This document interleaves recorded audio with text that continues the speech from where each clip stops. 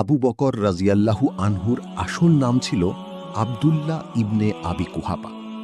তিনি মক্কার এক সম্মানিত কুরাইশ বংশে জন্মগ্রহণ করেন। শৈশব থেকেই তিনি ছিলেন সত্যবাদী, নম্র ও ভদ্র স্বভাবের মানুষ।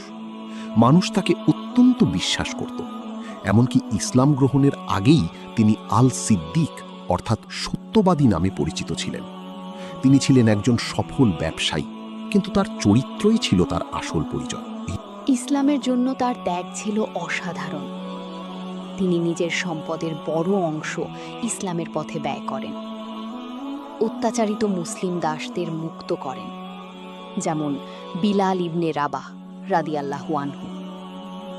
কঠিন সময়গুলোতে যখন অনেকেই ইসলাম থেকে দূরে সরে যেত, আবু বকর রাদিয়াল্লাহু আনহু তখন নবীর পাশে অটল থাকতেন। নবী সাল্লাল্লাহু আলাইহি ওয়াসাল্লামের ইন্তেকালের পর মুসলিম উম্মাহ এক কঠিন অবস্থার সম্মুখীন হয়।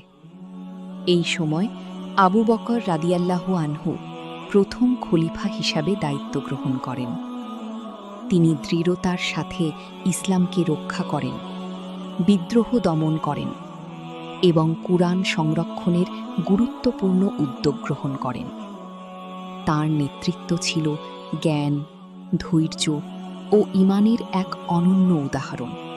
আবু বকর রাদিয়াল্লাহু আনহুর জীবন ছিল অত্যন্ত সরল ও বিনয়পূর্ণ। তিনি কখনো দুনিয়ার লোভে পড়েননি। তার একমাত্র লক্ষ্য ছিল আল্লাহর সন্তুষ্টি। ৬৩ বছর বয়সে তিনি ইন্তেকাল করেন এবং নবী সাল্লাল্লাহু আলাইহি ওয়াসাল্লামের পাশেই তাকে দাফন করা হয়। আমাদের জন্য শিক্ষা।